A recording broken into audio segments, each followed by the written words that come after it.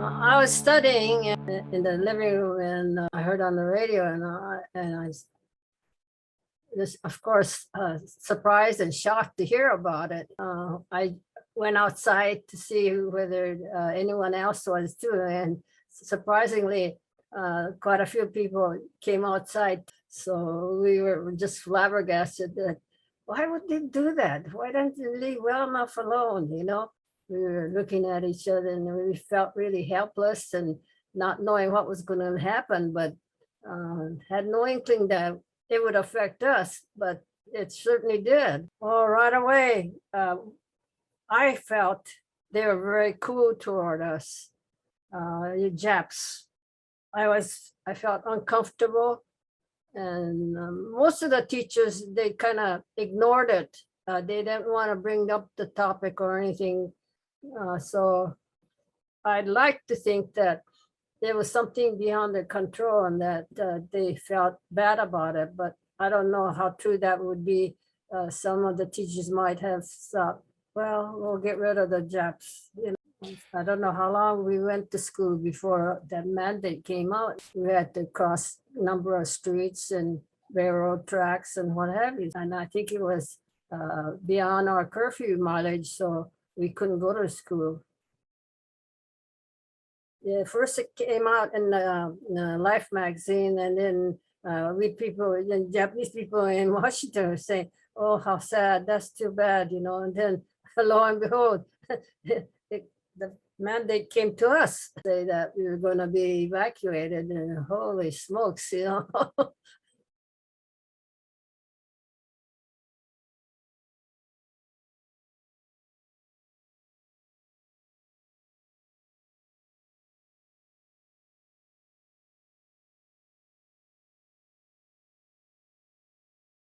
My personal life is much different from the average Nisei, in that I was a mother figure when I was 7 years old. My mother, I don't think she was a very happy person.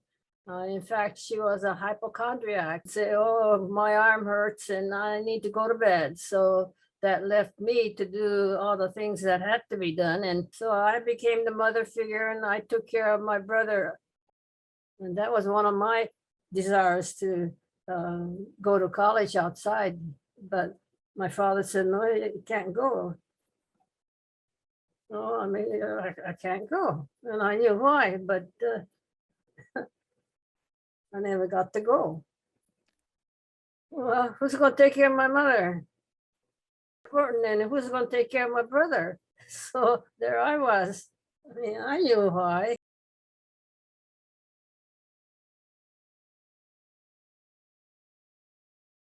What happened to me was I got permission to go to Roar, Arkansas, which was close to Jerome, but not close enough where you could walk. You had to take a bus to get there. We went to the bus depot, and the driver took a rest period. And then in the meantime, I got off the bus, and I thought, well, I want to drink water and go to the restroom.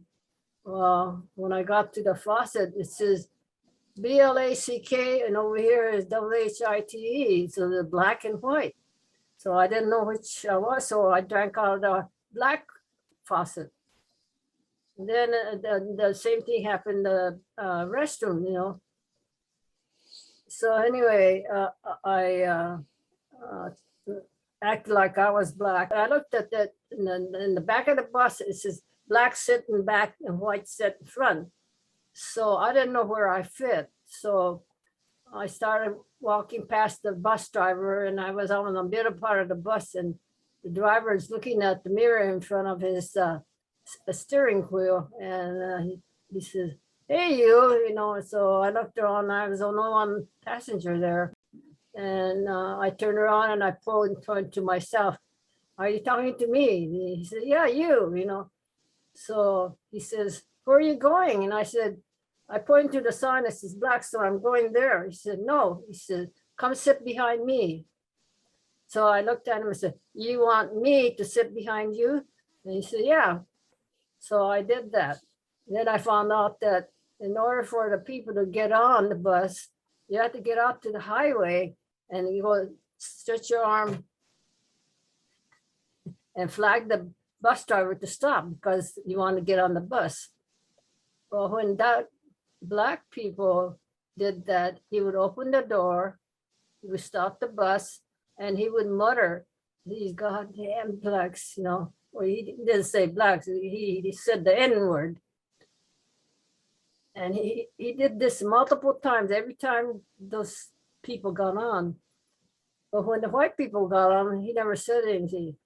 And I was thinking to myself, how sad that he's working at a job where he really dislikes certain kind of people, and he's getting his frustration out by muttering those kind of words.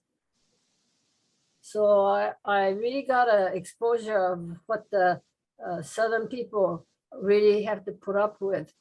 And it was really a learning experience. So when I got off the bus door, I couldn't help but just blurt out the fact that I was so disappointed. And my auntie looked at me and she said, you know, that's a way of life for these people. So you can't change that. From the time they're born, they know that that's what's going to happen.